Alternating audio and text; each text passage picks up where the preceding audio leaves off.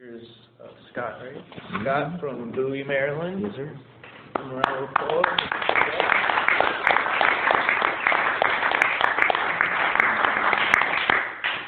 Hi, everybody. I'm Scott Stevenson. I'm an alcoholic. Hey, Scott. Hello. Thank you so much for having me out. I do come from Bowie, Maryland, which is pretty close to 2 hours away. Going a little more for rush hour. And I came with a small little crew. This is kind of how we travel in AA. So speaking at meetings is probably my least favorite thing to do in AA. And but it's a simple job, right? So really tonight what I'm supposed to do is tell my story. And if you're new, if you guys don't mind, feel free to exempt yourself. And so how many people here sober less than a year? A few? Good meeting. So what we do here, and I'm sure even if you're not sober that long, you've probably been around AA for a little while, in case you haven't. What we do at these speaker meetings is we usually tell our story, and I'm not totally sure why that works, but when I was new, I went to meetings where people told their stories, and I'm all right now, so maybe it's good. The best logic I can put together for why we tell our stories to each other. I used to be pretty hopeless, just like a sloppy, sad, dejected drunk, and my life sucked. And even when I sobered up, it was still, actually, it seemed a lot of times it was actually worse when I was sober. I wasn't making the drunken messes that I was making when I was drunk, but at least when I was drinking, I would get these short periods of fun and relief, And that's kind of, when I came to AA, that's what I brought, and I'll get into that in a minute here. So when I got here, I was looking for help, and I was open-minded, and I was desperate, and I met some people who used to be just like I was, but they weren't anymore. They'd gotten better, and that's who helped me, And I followed their instructions. We have a book. I'm sure you guys all know that. There's like these steps laid out in the book, and they're called steps because it's things we do. They're not called the 12 lessons that we learned. They're the 12 steps that we took. And I got a sponsor, and the sponsor helped me through the steps, and we used the book as the guide.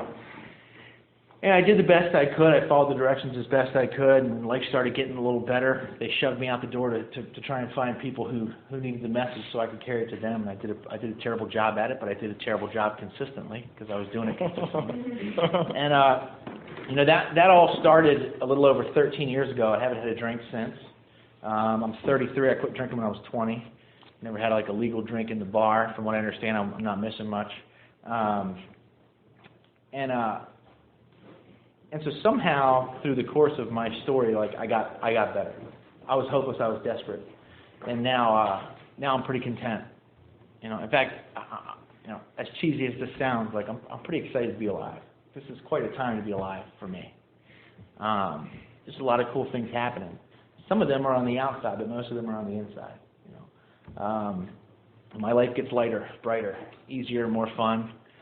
So I have no idea exactly what caused that, right? But something in my story happened, and now I'm better. So with that in mind, I'll do my best to give you guys the most realistic and truthful version of my story. So in case the path I took is the one that you should be taking, hopefully that's the story you'll hear, okay? So with that being said,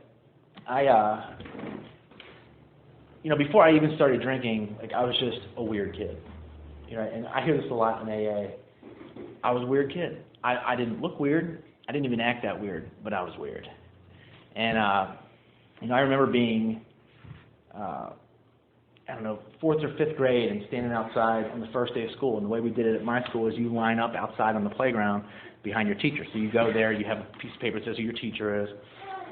You ask around and you find your teacher and then you stand in line. So I'm standing in line outside with my book bag on, just a normal, plain kid, and I'm looking across the playground at this other kid, and there's nothing spectacular about him. He's not super good looking. He's not really tall or short or doesn't have a lot of people hanging out with him. He's just a regular kid, just like me. And for some reason, when I was looking at him, I was having this thought that if tomorrow morning when I woke up, I could be him instead of me, that all my problems would be solved. I'm in 5th grade. I'm like 10 years old, and I'm thinking how much it sucks to be me and how badly I wanted to be someone else. That was just how my life was. Everywhere I looked around me, I saw people. It was easier for them. They had it better. There was nothing wrong with me. My parents were awesome. The household I grew up in was awesome. I was never beaten, molested, neglected, abused. I just, I had it made, and I hated it. And I have no idea where that comes from.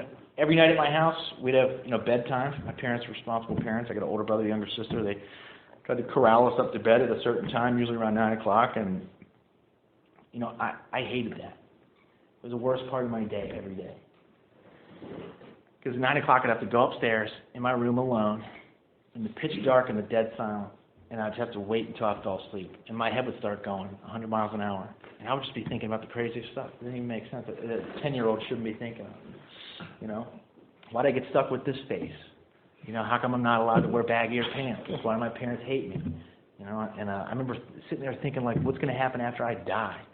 And freaking out. I remember one night I was laying there thinking, I had broken my arm skateboarding, and I was like, man, I broke my arm. It's a pretty serious injury. It hurt pretty bad, but it didn't hurt that bad.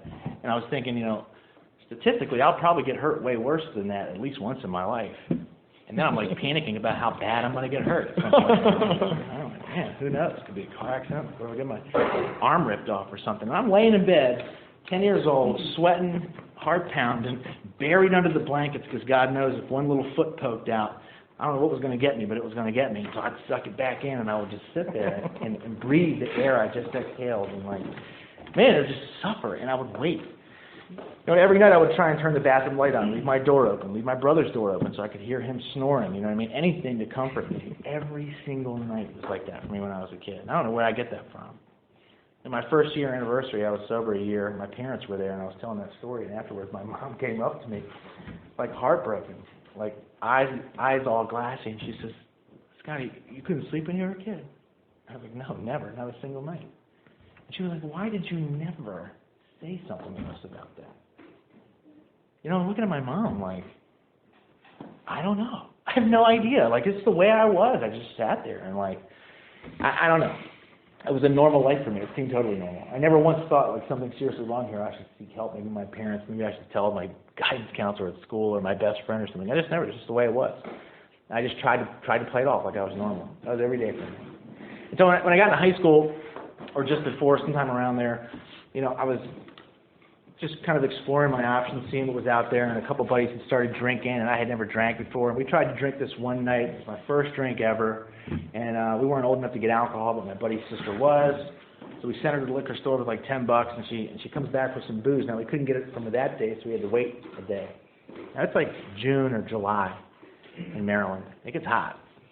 So here's my booze sitting in the back of her old beater car in the June sun all day, and by the time she finally gets to it, I have a warm, and I don't mean a room temperature warm, I mean a hot, full 40-ounce bottle of Old English 800 malt liquor. And here we are, ambitious, thinking I'm going to get drunk tonight. I remember twisting that cap off and going, just got it just near my lips, and was like, just when the smell kind of, and every time I tried to drink it, I could feel that invisible hand pushing it back up. And we didn't get drunk. We tried hard, man. We were just taking sips. We were holding the nose. We were doing everything we could, just didn't get drunk. So, we failed, but we still were determined. And so, a few minutes later, we went and got a 1 gallon, a plastic gallon of Ricoloff vodka with a little plastic pourer on it. And we didn't really understand how liquor worked. That's clearly too much. But we decided we were just going to get 2 more gallons of orange juice, and we were just going to keep making cocktails until we could stomach it. Sure enough, we got the ratio down, and we started drinking. I'm at my parents' house. They're asleep. We're being sneaky. We're downstairs playing Nintendo, drinking our little screwdrivers. And I got drunk. Nothing spectacular happened the first time I got drunk. All the normal stuff happens, right? My shoulders dropped a little bit. I was super comfortable in my chair. I got really good at whatever Nintendo game we were playing. And when I got tired, I was like, hey, man, it's time for bed. And so I put my buddy on the couch, and I went upstairs, 13, 14 years old. And I shut my door, I turned off the light, and I laid down and put my head on the pillow, laying on top of my blankets, and I fell asleep like a man falls asleep. Not like some scared little kid breathing in the air he just exhaled. You know, I wasn't sitting there, head wasn't running. Man, I just went to sleep, and it wasn't a big deal until I woke up the next morning and I realized for the first time in my life I slept like a normal human being. You know, and that really got my attention. Man, this is powerful stuff. And so this was the first time in my life that I just had a little taste of, you know, how amazing alcohol is for me personally. Like, it's a problem solver. And you know, I just kept drinking. I tried to drink every chance I could get. You know, I remember the first time I drank at a little party. Like, there's a few of us, me and some friends got together, and I never really one of like the cool kids. I was always kind of one of the weird ones off to the side. And my MO at a party would be I would sit there, and sure enough, like, some kid would walk in who was way cooler than me, and I would see how cool he was, and I would just sit there and think to myself, God, that kid is cool. I need to be like that kid. If only I was like that kid. It was weird stuff. Like, this one time we're at this party, and this kid walks in with a flannel shirt on, and he didn't have the button on the sleeves button. I don't know why I fixated on that, but I was like, damn, that's cool. For the next 3 years, you would never see me out without a flannel shirt with the sleeves unbuttoned, and I'd be rocking it like, man, I was like that kid. And he came in carrying a case of beer, and I was just like, God, that kid is cool. So everywhere I went, I tried like a case of beer with my sleeves hanging down over my knuckles. I'm like, oh, yeah. And, you know, I got drunk at this party, and normally when I sit there at a party and look around and wish I could be somebody else, like, for the first time ever, I'm at this big group of people, and I finally speak up, tell a couple jokes, nail them. Everyone's like, man, it's pretty funny. I'm like, damn straight. You didn't even know. I've been here all quiet this whole time, like a sleeper. And sure enough, I was like the center of attention for the first time ever, and I wasn't nervous and I wasn't scared. And it was the first time I'd ever looked around the room and got the feeling that a lot of these people would kill to be me. You know, this is the first time. I never felt that before. And I was proud, I was happy, I was comfortable, and I loved it. And I had a blast with my friends, man. Just sitting around talking. Like, we didn't even do much that night. Didn't get in any trouble. You know, like, these are sort of my building experiences, and looking back in hindsight, like, I'm a screwed up kid, and alcohol is insanely powerful at fixing what's ever wrong with me. And so later in life, when I became this sloppy, disgusting drunk on the brink of death, and I'll get into that in a minute here, but and people told me, like, you have a drinking problem, you have to stop drinking. Like, for me, all I could think was, like, that can't be it. That's the only thing that ever makes things right for me. Like, it has to be something else. There has to be some other way. So people were like, you got to stop drinking. And I remember thinking, like, I'm never going to stop drinking. Now, there was actually one point where, you know, I got in a lot of trouble, and so I did. I quit. Like, I'm never going to do this again. Too much trouble. I got scared. Had a girlfriend. She left. My parents found out. It was a big deal, and I felt terrible. And I was like, you know, I'm a good person. I'm never going to drink again. And you know, I already graduated high school by this point, and I took that time to, and I got a job, and then I got a second job, and I saved up some money, and I bought this little two-door BMW, and then I moved into my parents' house, and had this awesome apartment. Got into college. It's a community college, but you know, I made my first dean's list, so I was getting awesome grades. And one of the jobs I had was these investors. They had a bunch of money, and they just invested in places and made money off their money. And I was their little office clerk. And I didn't have an important job, but they really liked me. You know, I don't know why they liked me, but they liked me. And they had all these plans for me. And they were guiding me through college, saying, take these business law classes. You know, maybe start looking at getting your MBA down the road. And like, they were kind of talking like they wanted to eventually pull me into the business. And I'm like this middle to lower middle class suburban kid, and these guys are throwing millions of dollars around. I'm like, man, like, it's all really coming together. I'm not drinking. And at the end of all that, I had everything. I had the apartment, the car, the girl came back, I had this awesome job, the great grades, my parents were happy, my neighbors were happy, my friends were happy, my brother and sister were happy, all my parents' church friends were happy. Everybody was so happy for me because my whole life was coming together. And I just remember being completely empty inside. Completely empty inside. Had nothing. No reason to get up in the morning. I had everything I wanted. I designed my life to be exactly the way I thought it would need to be in order for me to be happy. I made that happen. Think about that. I still got ideas right now. I know everybody else here does too. If only I could get this. If only I could get this. If I could fix up the outside enough, then I'll be okay on the inside. I still believe that a lot, right? And I believed it then. And I fixed it all up, and I was not okay on the inside. And I drank again.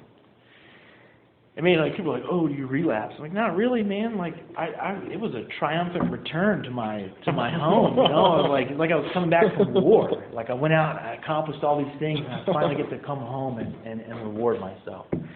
Man, I got drunk. I got super drunk off a bottle and a half of Strawberry Hill flavored Boone's Farm wine, and like, alone in my room, sitting there drinking my Boone's Farm, like 19 years old, thinking to myself, like, I've arrived. Like this is it. 7 months of grinding, and now it finally pays off. I got to get drunk. So this is what alcohol means to me. Like you guys like follow that? Does that make sense, anybody? It's important. I need it. There's nothing in my life that comes close to how amazing it is to just get hammered. Like that's it. That's what I've been looking for. So I continue on like that for about a year, actually close to 2 years. In the course of those 2 years, I picked up some like super violent drug habits and started selling a lot of drugs to pay for my drugs, and so it was kind of owed a lot of money to a drug dealer and uppers to go with the booze, and then booze to help with the detox from the cocaine, and like a little bit of meth thrown in, some ecstasy pills, and like, man, I smoke weed every day. I hate weed. I smoke it every single day. And every time they'd be spark of a bullet. Like, you in? I'd be like, hell yeah. And like within a minute, like still blowing the smoke out, I'd be like, damn, why'd I do that? Like, I hate being stoned. Every day. And it came to the point where I was pretty much all by myself. I'd scared away my family and my friends, and I'm sitting in this apartment, and it's all crashing down around me, right? There's an eviction notice on the door because I'm taking my roommate's rent. I'm spending it on booze and drugs, and the repo man's looking for my BMW, and I'm parking it, 2 neighborhoods away because I know he's looking 2 blocks away, And I withdrawn from all my classes 2 semesters in a row, which gets you kicked out of school. I didn't know that, or else I wouldn't have done it. But I thought I was getting one over on because like I didn't fail. I withdrew, which is somehow better. And I was going to get fired from that one awesome job I had. I knew because they had been catching me getting sloppy, smelling like booze, leaving little baggies around and stuff. And it all just came crashing down.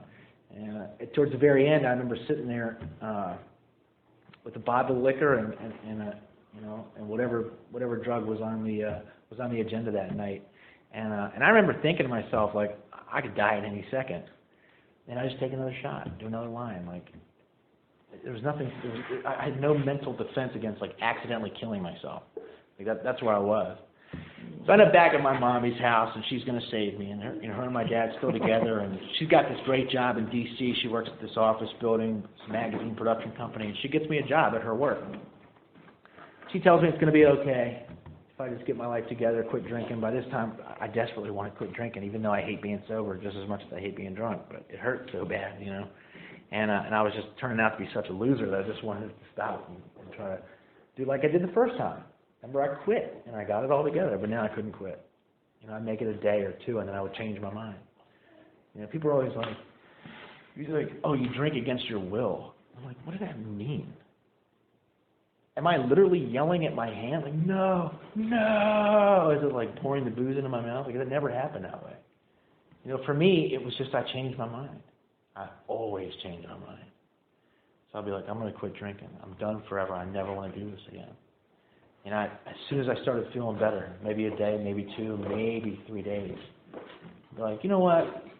I think I learned my lesson. I'll control it a little better from now on. And I would just start again. And as soon as I started, it was off the races. I couldn't control it once I started. And even when I stopped, I couldn't control staying stopped. I had no say in whether or not I was drinking. I was just drinking or not. Like, I don't know, maybe I'm lucky today. Maybe not. And so I was kind of in that condition. My mom's bringing me to her work.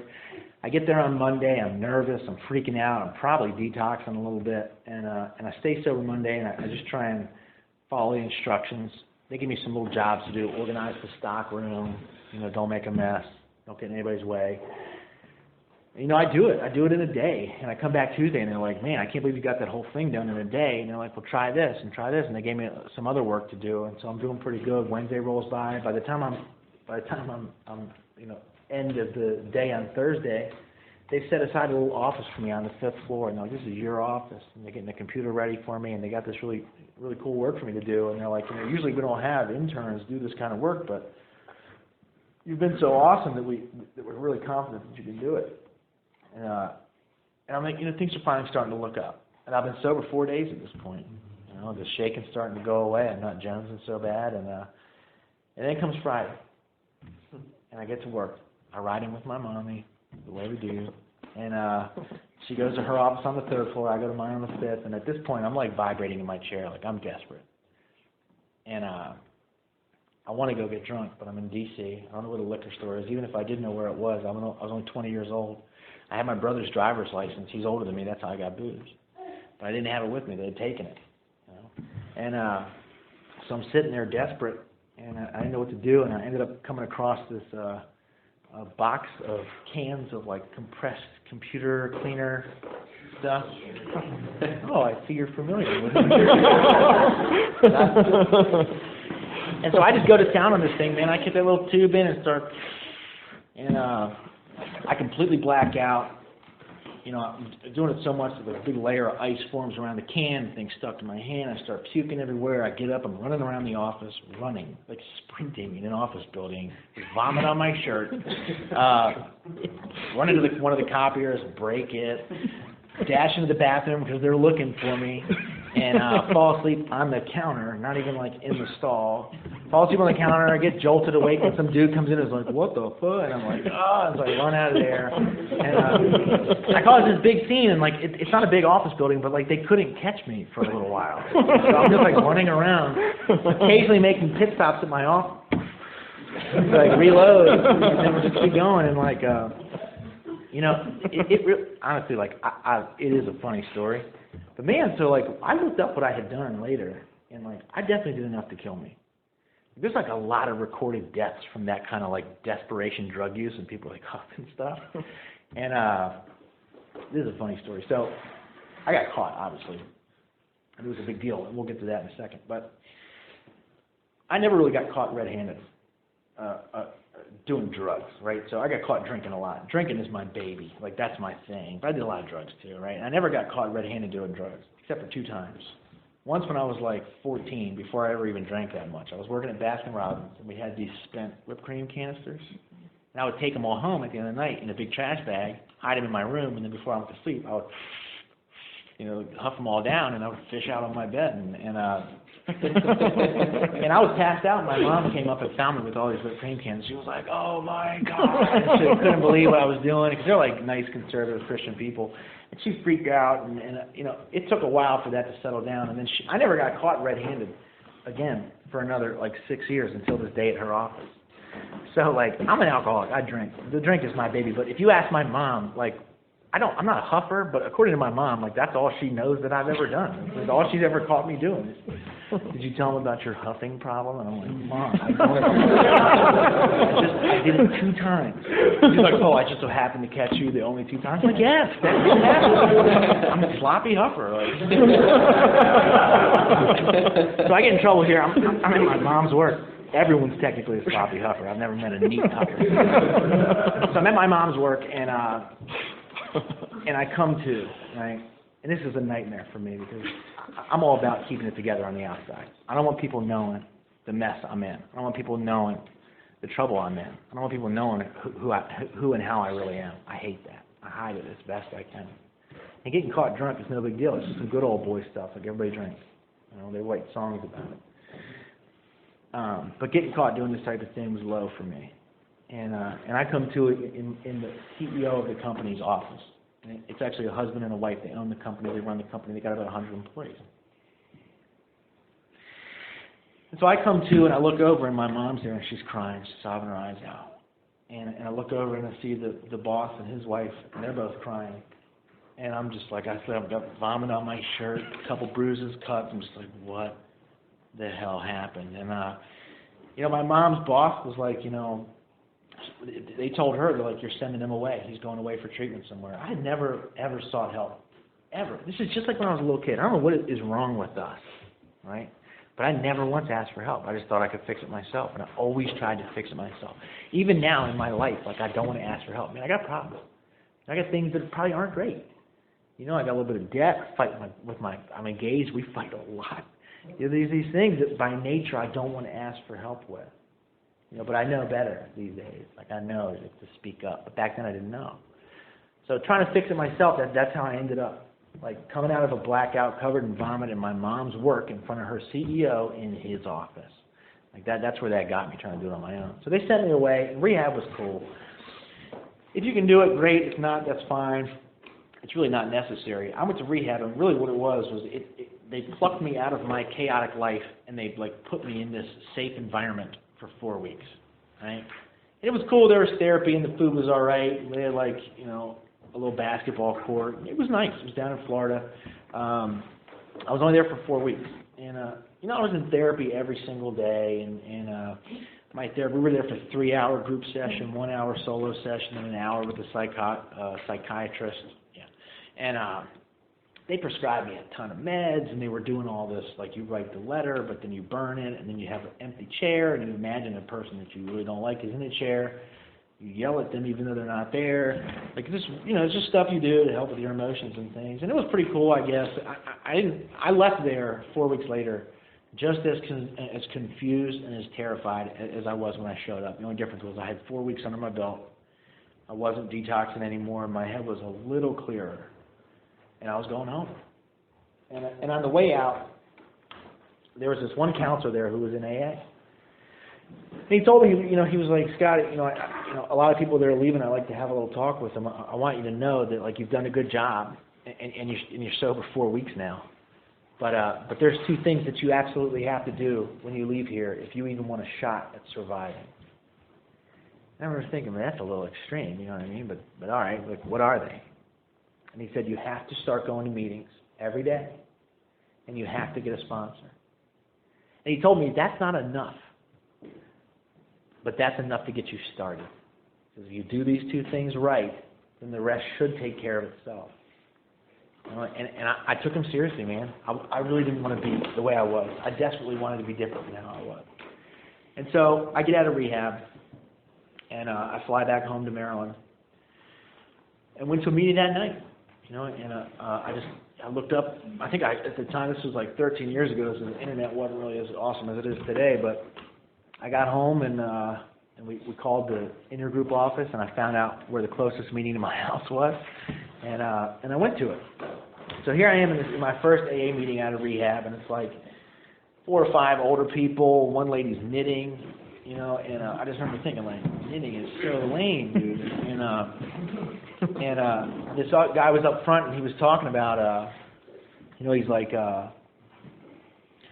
so he goes, so I'm mowing my lawn today, right? And everybody's like, uh-huh. He's like, so I usually do back and forth pattern, but I decided to do diagonal pattern. And I'm like, okay. And he says, you know, halfway through, my mower ran out of gas and my gas tank was empty. And I didn't really have enough time to go to the store. So now my lawn is half mowed on the front left and half unmowed on the back right, and it looks ridiculous. But I didn't have to drink today, and that makes me a winner. And I remember fresh out of rehab thinking to myself, like, nuh-uh. I don't think that makes you a winner, dude. Like, it's just the kind of stuff you see in AA, and it's not, you know, it's not a big deal. He didn't do anything wrong. He was just probably giving the best he had. I mean, I was brand new. He's probably like, we've got to say something to help this new guy, and that was just all he had at the time, right? So I listened to that guy, and like by the end of the meeting, I was bored out of my mind. And this was before we had like Angry Birds and stuff, and like phones with big screens on them. And so like you really just had to sit there and listen. And I remember by the end of the meeting, I was like watching this lady knit, thinking to myself, like, it does look kind of fun. You could literally make anything out of it. And so AA sucked, right? I went to AA and it sucked. First night out of rehab. But I was absolutely determined to stay sober. And I took so seriously what that guy said. He said, you have to go to meetings, you have to get a sponsor. I'm doing this. And so there wasn't a second thought. Right? I went to another meeting the next night. It was just as bad. Another meeting the third night. It was just as bad. And I remember thinking to myself, this is what AA is about. AA is about your life's going to suck forever, but you're not going to drink because it's the right thing to do. And somehow that is respectable. So that's what I'm going to do. You know, and looking back, like, I wouldn't have survived. I don't think I would have survived a month of that. But the 4th day, I went back to, I told you I had a second job. That was at a restaurant. That's at the Olive Garden in Bowie. And I was a waiter. and the general manager of that restaurant, their restaurant was chaos. It was just a chaotic place to be. And the general manager was this little 5'1" guy, 95 pounds, bowl cut, chipped front tooth, squeaky voice, Pittsburgh accent. Anybody from Pittsburgh? It's a weird accent. And I just remember, so this dude didn't drink, and I just remember when I was around him, like, this guy had whatever I was missing. This dude was confident. He was happy. He was content. He was effective, man. I mean, he managed that chaotic restaurant. Nobody messed with this dude. Not because they were scared of him, but you couldn't BS him. You couldn't. He saw right through it every time. Like, I would try to lie to him. He'd be like, well, that's not right, is it? And I'd be like, no. That's a lie, isn't it? I'd be like, yeah. He'd be like, I'm not mad.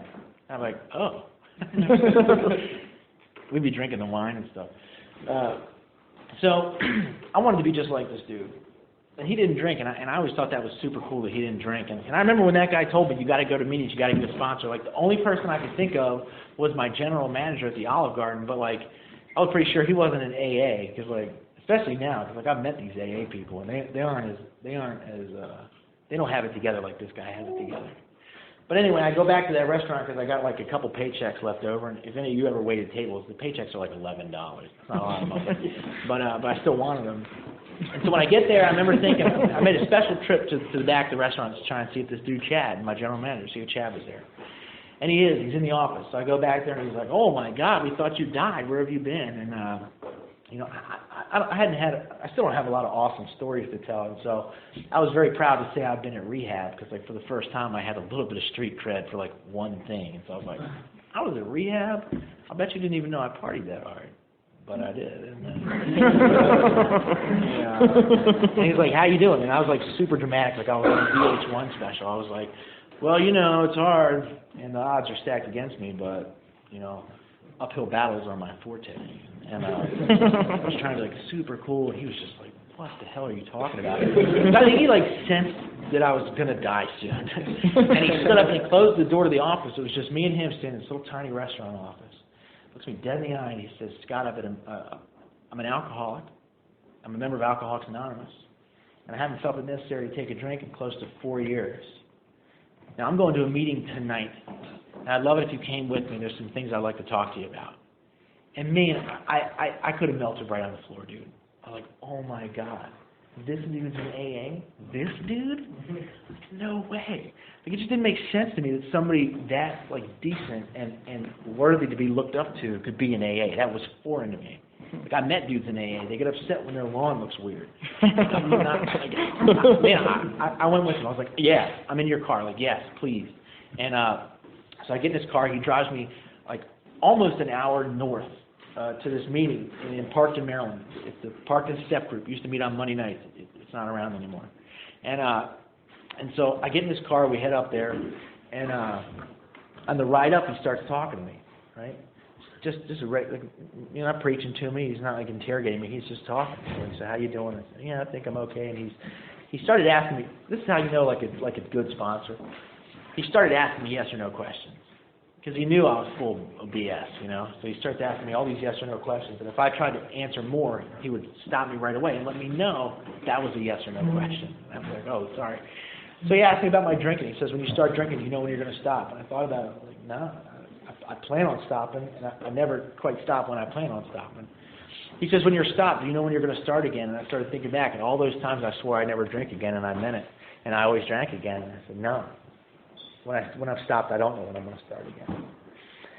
And he asked me, he's like, are you open-minded to, like, the God idea? Does that freak you out? And I was like, man, a little bit. Like, I kind of think it's for stupid people, but, like, I'm open-minded. I mean, my life's a mess. Clearly I'm doing something wrong. I mean, anything you could tell me about it would be appreciated. And he's like, what are you willing to do to stay sober? And I was like, look, man, I got nothing. I have nothing left. I'm like a loser version of, like, a crappy me right now. Like, I have nothing. Every time I get momentum, I destroy it. And I was like, I'm willing to do absolutely anything, man. Anything. Like, if it makes me better. And he tells me, he's like, so here's the deal with AA. He said, I'm going to bring you to a meeting. It's going to be a lot of people that you're probably going to think have a lot going for them, and you're right, they do. He says, if you want to be like them, always keep this in mind. He says, you do what we do, and you will get what it is that we have. You know, and I was like, okay. Like, I remember that. And sure enough, we get to the meeting, doors open. Man, it was a bunch of young people, some old people, you know, all races, all ages, men, women. It was a big group. It was probably like 50, 60 people in there, and nobody was like out of control. There weren't these awesome cliques giving you like the murder stare, and everybody was just super cool, and they were nice to me, and they were nice to each other.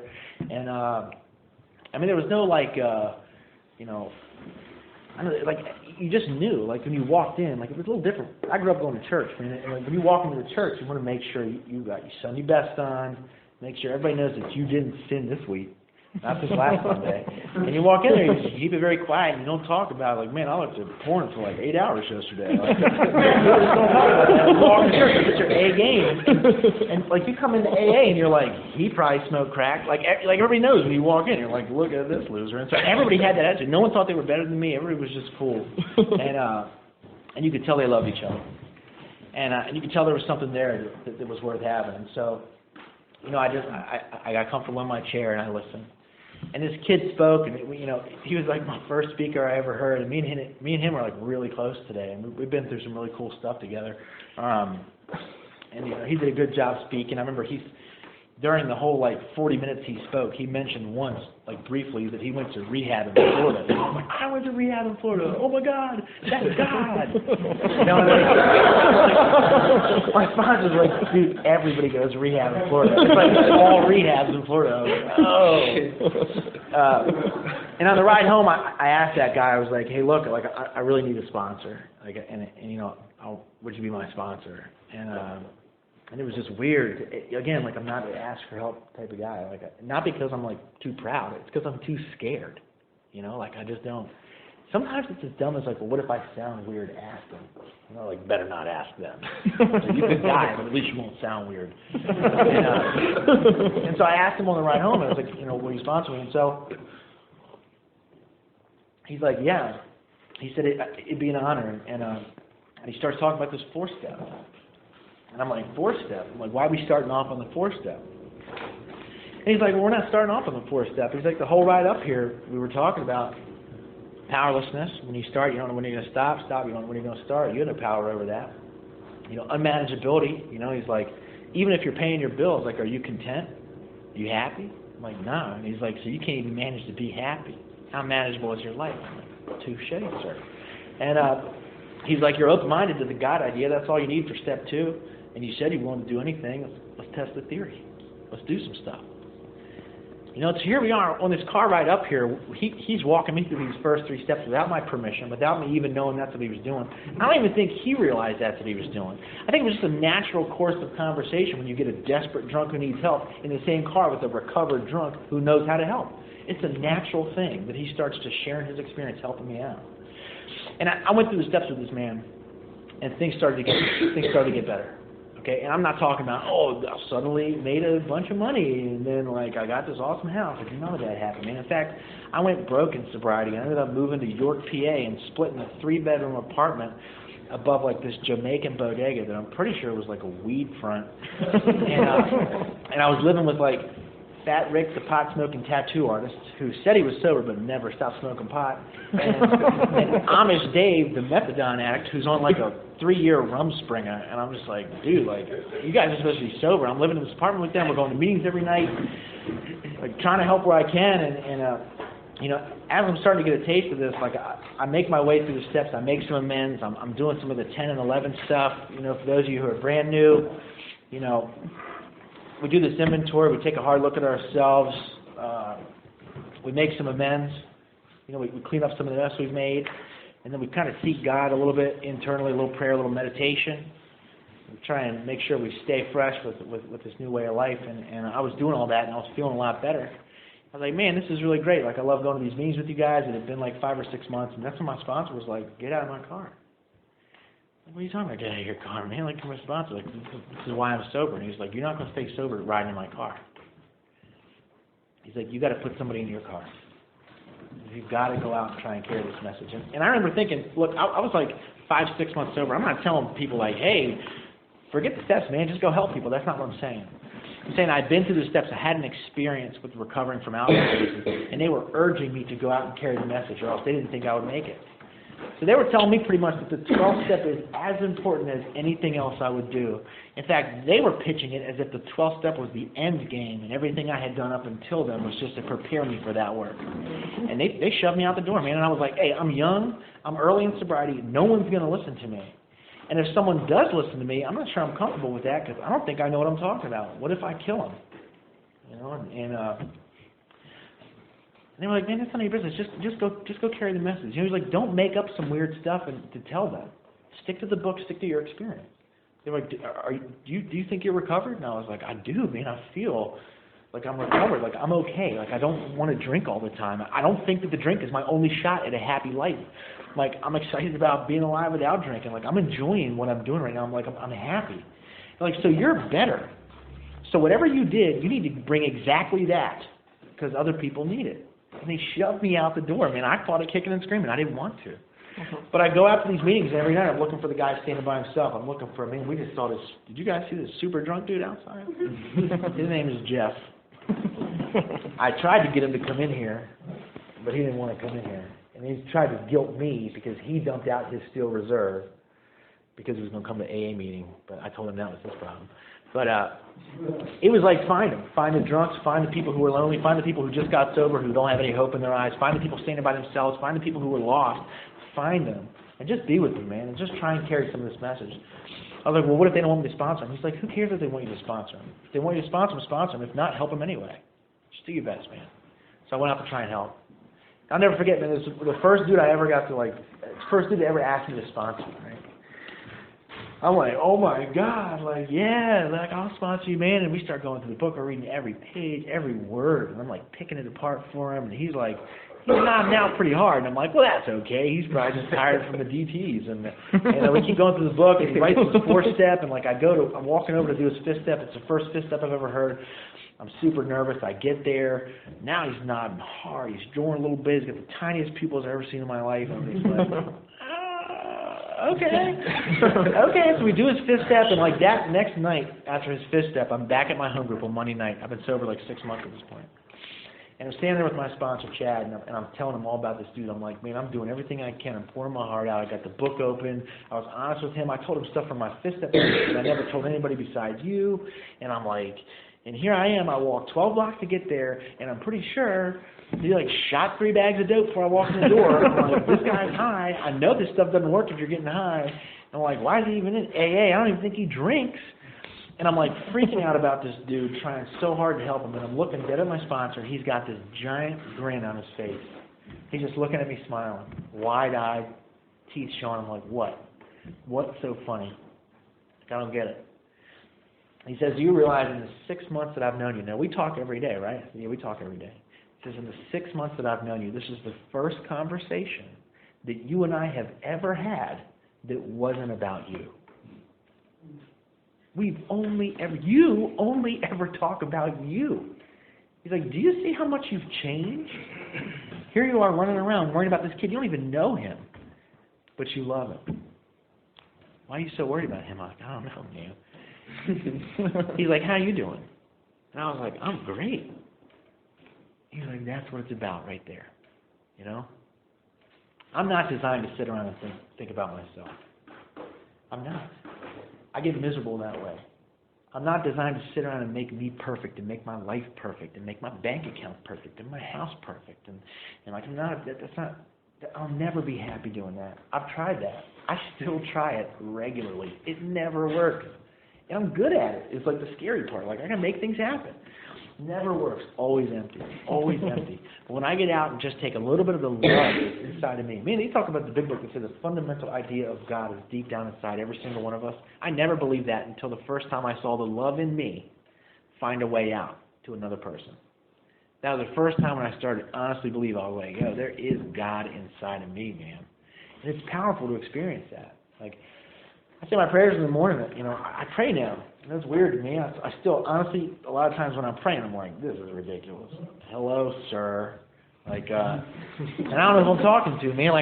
It's hard for me sometimes. And I remember for a while I couldn't pray because I didn't think God was real. And it just seemed weird, right? There's not a dude up there listening to me. And this old lady was like, well, maybe God is just love. And maybe when you talk to him, you're just talking to the love that exists in this world. And I was like, huh. She's like, maybe you should address him by his name, Love. And I started saying my prayers. I say, dear Love, you know, I'm on your team today. I'm here to do what you need me to do today. Love, whatever you are, use me. You know, and I would head out to try and do that, you know. And so, man, I got to help this kid. And I never saw him after a couple weeks after that. I don't know if I'll ever see him again. I don't remember his name. I barely remember his face. He might have died. He might have not. I don't know. But I went on, and there were others. And I remember I chased this thing to, like, Kensington, Philadelphia, which is, like, this really beat neighborhood. And me and my buddy sort of found this clubhouse. And we wanted to help people, but everywhere we went, we're like the new guy. And, like, there's nobody for us to help. But we found this place called The Last Stop on Kensington Avenue underneath the L. And we get there, and there's, like, all these people who are beat down. And they're like, this is Troy. Troy has 3 months. He's sober longer than everyone else in here. So he's like our old-timer. And I just remember thinking, like, I may not be the best sponsor, but in this room I'm the best sponsor. And me and my buddy Mike, we were like, this is our home group now. We kept that our home group for 4 years. And we ended up getting a house in the hood right down the street from the clubhouse. And we were moving drunks in, and they destroyed our house. And, they took everything we had and squandered it. We had nothing left. And man, 4 years of that, just being right in the thick of it, right in the gutter, trying to help drunks. And, like, I'm telling you, who I am today, I think the majority of who I am today was built in those 4 years. And, like, the more time I spend away from AA, away from helping people, I just lose a little bit of that. And that's who I want to be. That's who I love to be. You know. So I'm constantly trying to remember, like, this is what I'm here for. I'm here to let the love that's inside of me out. I'm here to try and find people to help. Right? So here's what's weird about all that. This is AA. I'm supposed to be talking about drinking all night, right? And how I don't drink now. Like, that's what I'm meant to be talking about. And it's weird that, you know, you may come to some meetings and you just hear people talk about God and spirituality and loving people and freedom and all that stuff. And like, you know, I used to think that was really weird, and I used to feel bad for doing that because I'm like, y'all came to talk about drinking, and I feel like I'm doing the bait and switch. Like, I'm supposed to talk about drinking, instead I'm talking about God and love and all this squishy stuff. And but if you look at the steps, the way they're written, you look at the first step, and we talk about, you know, we were powerless over alcohol. Alcohol, that's why we're here, right? And then in the rest of the steps, we never mentioned alcohol, we never mentioned drinking, we never mentioned being drunk. We don't even talk about it. We mention it one time. We say we're here because we can't stop drinking. Get over it. The answer to this problem is spiritual in nature. And we start going down these spiritual solutions, and we grow spiritually. And this booze problem tends to go away, and it did for me. Like, the booze problem went away very early. Like, I didn't want to drink anymore. And I was happy not drinking. I didn't even want to drink. I think that's, to me, the craziest part. It's like, I always want to drink. I love to drink. I love to drink. Nothing compares to it. Why would I not want that anymore? You know, maybe because I found something that compares to it. Maybe I found something better, you know? So I didn't want to drink anymore. And if that's all I got from AA, then it would be worth it, especially considering it's free. But I didn't want to drink. Like, I was good. Like, I'm done now, right? It never stops there. Like, in AA, we solved the problem at the root. And they talk about that in the big book, right? They said we had to get down to causes and conditions. We had to find out what was the root of our failures, like what led to our failures. They don't say it was that we drank. Put the plug in the jug, all your problems go away. Like, no, they say self-centeredness is the root of the problem. They talk about self-centeredness as total separation from God. And if you want to find God, you've got to get rid of this self-centeredness. If you want to get rid of this self-centeredness, you've got to walk through this process. And through the process, you'll find what you're looking for. Now, I don't make any promises. I don't make any guarantees. But, like, here's the deal. If you're new, and I know that some of you are, this is the way it works here. This is the way it worked for me. This is the part of my story that I want to come tell in the hopes that somebody else can get well too, right? I came here with an open mind, willing to do absolutely anything. And the people I found here never told me who God was, never told me, you know, what God wanted. All they told me was to open up my mind, look in my heart, and find out for myself, right? I'm like, well, how am I supposed to find out? I said, clean up, take an honest look at yourself, be honest with someone else about it, clear away your wreckage of the past, clean up the mess that you made, right? Try and regularly remind yourself that God is, and then go out and carry this message to the best of your ability. That's all they told me to do, right? They didn't say put the money in the basket. They didn't say give Bill Wilson the recognition, like you know, praise Dr. Bob. They never said run around get an AA tattoo. They never said like go on the news and preach AA. Like they don't even care if I say I hate AA. Sometimes they're like that's cool too. You should still help people. I mean I got to tell you sometimes I hate AA. We were talking on the ride up here like, you know, you catch me on a normal day, like I'm not a big fan of AA meetings. I go to a lot of AA meetings, but I'm not a big fan of AA meetings. Like, a few of you tonight will leave and be like, that speaker sucked. And like, I'm not even mad because I know that feeling. God, what a waste of an hour that was. And like, so the meeting is cool, but the meeting's purpose is for the drunk who needs help to find the drunk who's willing to help him. Because that's how both of them get well. We've got to find each other. Well, if we're going to find each other, maybe we should put it out there that there's a meeting place. So that's why we meet here. It's like being a speaker is all right, but like that's not the big show. The big show is before the meeting, after the meeting, the car ride, the phone call you'll get tomorrow from a dude who was here today who's like, hey, like I'm really interested in what you guys are doing. Like that's AA. Like the meeting is just kind of, it's like a conversation starter, you know. And so, if you knew you come to AA, your life's a mess. Like welcome. Our life's a mess. Like we are as bad, if not worse, than you are now. Or were, like we've been there. Like that's our story. Like this ain't church, man. Like we walk in. I love my church, but like we walk in and we're like, yeah, we're screwed up. It's like, you know, you name it, I've done it. And honestly, like some of it, I probably still dabble in. I don't drink anymore. I don't do any drugs, but like I still screw up a lot. Like God knows I've, you know, stolen a bit here and there, had to pay it back. Stolen a bit, haven't paid it back yet. Yelled at my mom for loving me too much. You know, got in a fist fight with my older brother because I don't like his face. Like I do all this stuff. Like, it's the same face. Like we're virtually identical. Like, but for the most part, like we're people just like you. So welcome. Find a person who's got what it is that you want, and always remember this one thing: you do what they did, you'll get what they had. AA, you do what we do, you'll get what we have. And if he's a good sponsor, I'll open the book and I'll take you through the steps. That's all I got. So, yeah.